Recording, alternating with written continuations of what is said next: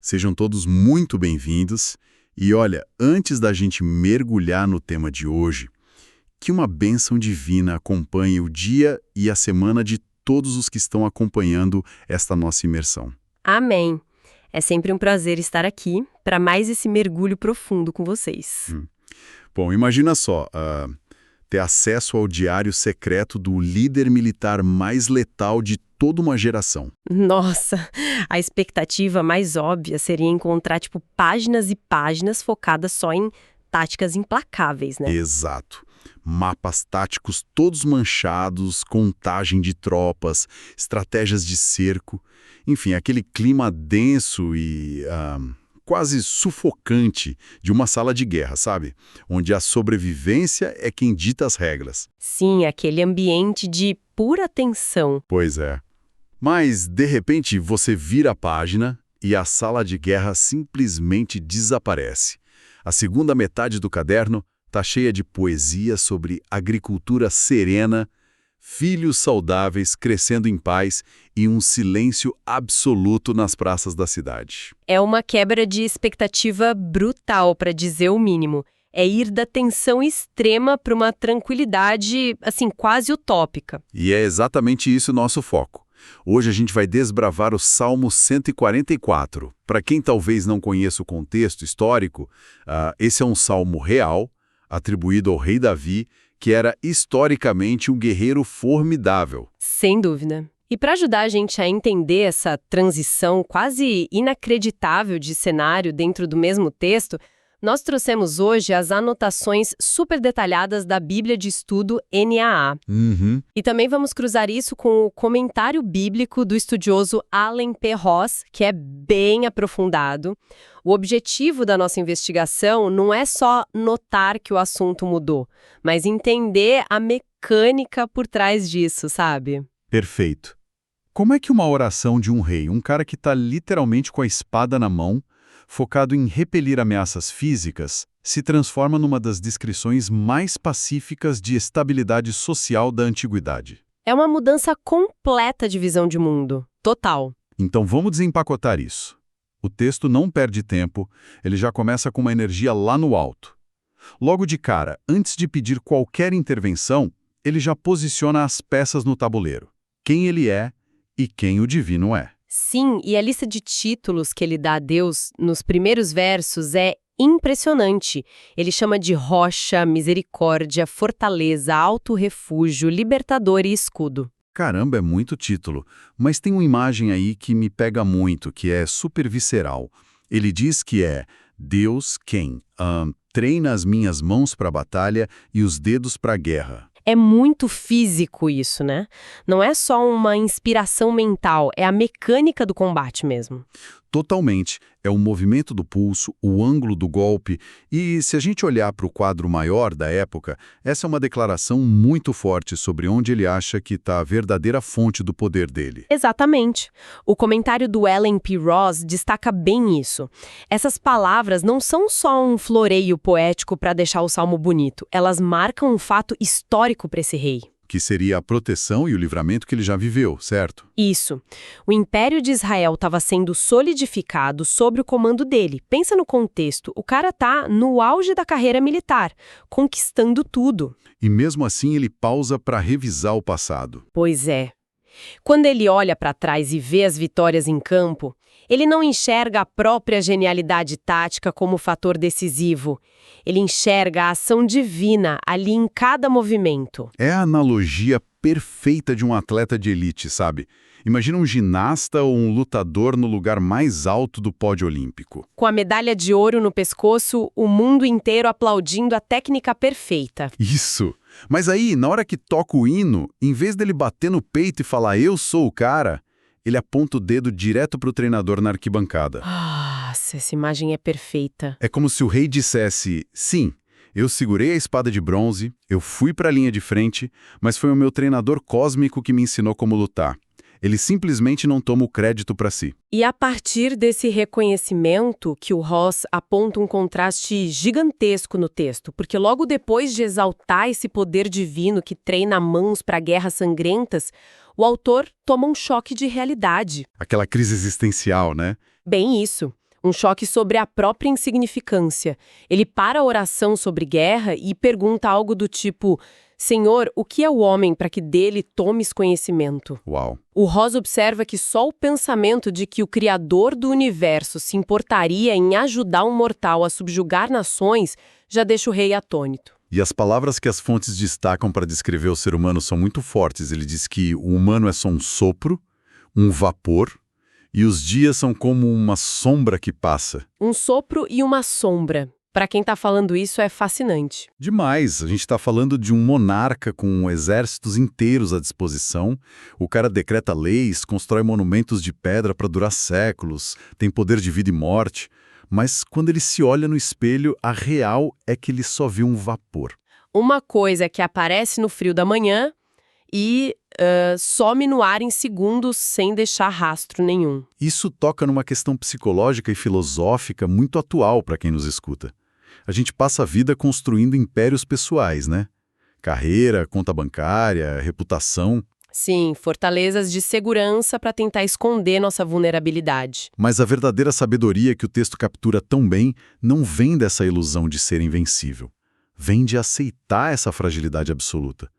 Ele entende que ele e o último soldado dele são seres que perecem rápido. É essa admissão da própria mortalidade que mantém a sanidade de um cara que poderia ser engolido pela arrogância do poder absoluto. Mas espera aí, porque confessar que é só um vapor cria um problema lógico gigante no meio de uma guerra. Como assim? Bom, se eu sou só um sopro, uma sombra passageira que vai sumir no fim do dia, como é que uma sombra derrota um exército real de carne e osso? A conta não fecha. Ah, entendi o seu ponto. E aí que a fragilidade humana exige uma resposta que não pode vir da terra. Exato. A oração do versículo 5 ao 11 ganha um tom de filme catástrofe, sabe? É drástico. A mudança de marcha é violenta mesmo. Desse maravilhamento filosófico e quietinho sobre ser frágil, a gente é arremessado para um pedido de intervenção épica, numa escala cósmica. E bota a épica nisso. Ele pede literalmente para os céus se abaixarem. Pede para o divino tocar as montanhas e fazer elas fumegarem, mandar relâmpagos como flechas para dispersar os inimigos. E ele até compara os inimigos a muitas águas. Por que recorrer a uma linguagem tão cataclísmica? Então, essa intensidade toda está enraizada numa coisa que historiadores e teólogos chamam de linguagem de guerra santa. Tá. E o que as fontes dizem sobre isso? O comentário bíblico esclarece que o rei está fazendo um pedido direto de resgate. Ele precisa guiar o povo contra oposições brutais, possivelmente nações gentílicas que já oprimiram eles antes, e pedir para os montes fumegarem a evocar teofanias. Teofanias. Vamos traduzir isso para o pessoal que está acompanhando a gente. Claro, claro. Uma teofania é basicamente uma manifestação visível, bem física e avassaladora do divino na natureza. O exemplo clássico é a narrativa do Monte Sinai nas escrituras antigas, com fogo, fumaça e terremoto. Ah, entendi. Então o Salmo está pedindo que esse mesmo poder incontrolável que formou a nação lá no passado rasgue a realidade de novo agora, no presente. Faz todo sentido. E tem um detalhe nas nossas fontes sobre o caráter desses inimigos que adiciona uma camada de tensão incrível. A ameaça não é só o tamanho do exército deles. O problema é moral. Exatamente. O texto descreve que os inimigos têm uma boca que profere mentiras e a mão direita deles é a mão direita da falsidade. Não é só uma briga por território. Esse detalhe da mão direita da falsidade revela o perigo real, porque no Antigo Oriente Próximo, a mão direita era um instrumento para fazer juramentos solenes, fechar tratados de paz, selar acordos. Eles erguiam a mão invocando o divino como testemunha, né? Isso. Então, quando ele fala que luta contra a mão direita da falsidade, ele está dizendo que esses caras transformaram o símbolo da confiança numa arma de engano. Eles quebram tratados, não existe diplomacia com eles. Nossa. Se a palavra do cara não vale nada, sentar para negociar é perda de tempo. Pois é. É uma oposição moral que subverte a ordem da sociedade. É por isso que ele usa a metáfora das muitas águas. Para o povo antigo, o mar não era lugar de passar férias. Era o caos total, né? Forças obscuras querendo engolir a terra firme. Exatamente. Contra um caos mentiroso desse nível, a força humana simplesmente falha. Só um relâmpago divino pode dispersar o oceano do caos. E isso me leva para a minha parte favorita desse texto, cara. No meio de todo esse furacão mental com montanha fumegando, relâmpago caindo, inimigo mentiroso cercando com a tal da espada maligna, o autor faz uma coisa muito surpreendente no versículo 9. Que é puxar um instrumento musical, certo? Isso. Ele diz que vai compor um cântico novo numa lira de 10 cordas. A poeira da batalha nem baixou ainda, os inimigos estão lá fora e ele já está afinando a lira para tocar a música da vitória. É uma demonstração de certeza que chega a parecer irracional para os padrões humanos, né? O Rosa enfatiza que o rei não precisa esperar o tratado de rendição ser assinado para ser grato publicamente. Ele já virou a página do desespero e começou a escrever os louvores. Exato. Mas aí entra um ponto crucial da Bíblia de Estudo, a NAA. A gente precisa entender o que vitória significa aqui, porque a palavra hebraica favorece muito mais o propósito de Deus para o seu povo. Não é sobre o triunfo militar em si ou a glória pessoal do rei, então. Não mesmo, e essa distinção é vital. A nota de estudo adverte o leitor de que a proteção divina nunca deve ser sequestrada para virar um nacionalismo egoísta. Esse estabelece um limite ético bem claro para essa linguagem de guerra santa. Com certeza. A guerra não é um passe livre para perseguir a ambição imperialista ou inflar o ego da nação. A intervenção cósmica pedida tem um único motivo legítimo: restaurar a ordem e preservar o povo para que o propósito divino continue na história. A guerra é sempre um meio trágico e temporário, nunca o objetivo final. Perfeito. E isso pavimenta a estrada direitinho para a última parte do nosso mergulho profundo de hoje. Porque o Salmo não acaba com uma cena de campo de batalha cheio de inimigos caídos, que seria o fim padrão de uma epopeia antiga. Todo aquele vocabulário bélico servia só para construir um espaço seguro. Isso. E é aí que o sol rasga as nuvens. Aquele cenário de filme desastre some e a gente cai numa visão utópica, incrível, nos versículos finais, do 12 ao 15. É o momento em que as espadas viram ferramentas de arar a terra. O Ross divide os benefícios dessa paz em 3 grandes esferas de prosperidade. A primeira foca na coisa mais vital de todas para uma sociedade que quase foi extinta às próximas gerações. E a linguagem poética é brilhante. Ele deseja que os filhos cresçam como plantas viçosas e as filhas sejam como colunas esculpidas de palácio. É uma metáfora muito rica. A planta traz a ideia de crescimento orgânico, vitalidade, raízes bem nutridas. Enquanto as colunas esculpidas trazem a estabilidade, a força estrutural que aguenta o peso de um edifício, aliada àquela beleza arquitetônica refinada. Essa dualidade entre vida orgânica e estabilidade estrutural mostra que a juventude não está sendo mandada para morrer na guerra. Eles estão sendo cultivados para sustentar o futuro. Lindo isso. E a segunda esfera que o Rosa aponta é a explosão da prosperidade econômica. Pensa numa economia agrária antiga. O texto fala de celeiros abarrotados, transbordando de provisões para aguentar invernos rigorosos sem fome. Fala também dos rebanhos multiplicando aos milhares nos campos, o gado forte para o trabalho, a economia rodando sem os bloqueios e cercos que a guerra impõe. E a terceira esfera traz um mistério linguístico fascinante das nossas fontes. No versículo 14 tem uma expressão em hebraico que dava dor de cabeça para os tradutores. A das vacas? Isso. A gente costuma ler traduções dizendo que nossas vacas não percam as suas crias. Mas a nota da NAA esclarece que o original literal significa sem entradas nem saídas. É verdade. Eu confesso que, de primeira, sem entradas nem saídas soa mais como o cofre de um banco moderno do que uma fazenda antiga. Como especialista conecta isso com o bem-estar da nação? Olha, quando a gente lê isso à luz do livro de Deuteronômio e do contexto das cidades antigas, essa frase revela uma camada profunda sobre defesa civil. As cidades tinham grandes muralhas de pedra e os portões eram a vulnerabilidade. Claro. Era por onde o inimigo tentava entrar. Então, sem entrada significa que a fortificação está tão sólida e protegida pelo divino que nenhum exército consegue abrir uma brecha para saquear a cidade, o inimigo não entra.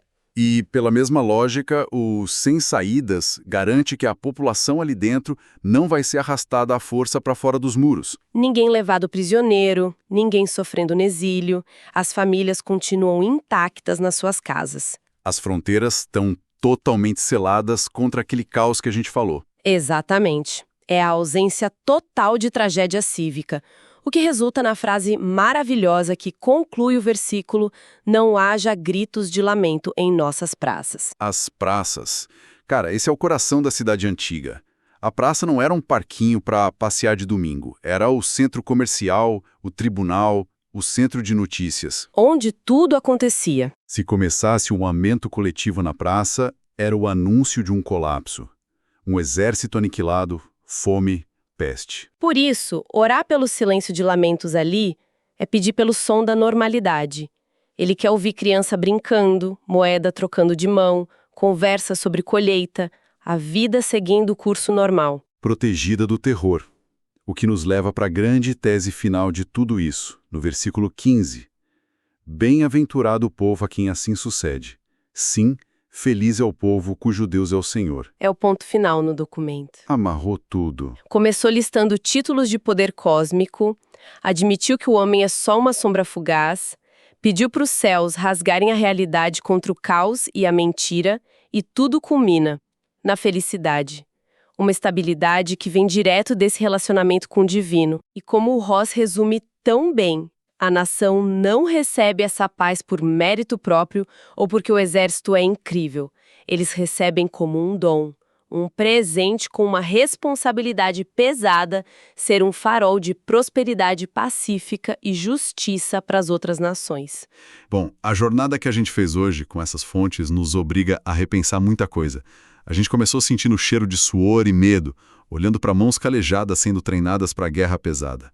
Mãos lidando com a angústia de ser só um vapor passageiro. E, de repente, fomos guiados para mãos cultivando plantas viçosas, esculpindo palácios, enchendo celeiros. É o percurso de volta à vida. A chave dessa transição inteira foi a postura de um rei que, no auge do poder, se recusou a achar que era autossuficiente. A verdadeira humildade fundamentando a segurança nacional. Pois é.